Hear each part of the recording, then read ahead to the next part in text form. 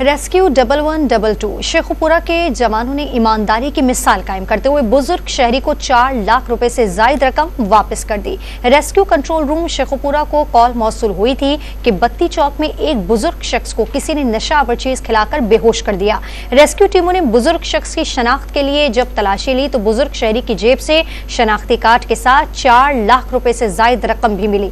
Rescue एहलकारों ने तमाम रकम रेस्क्यू ऑफिस में जमा करवाकर बुजुर्ग शहरी के हवाले कर दी।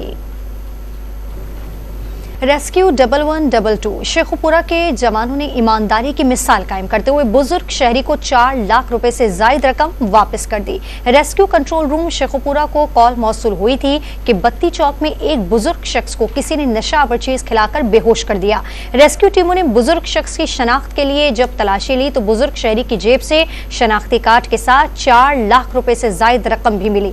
रेस्क्यू एहलकारों ने तमाम रकम रेस्क्यू ऑफिस में जमा करवाकर बुजुर्ग शहरी के हवाले कर दी।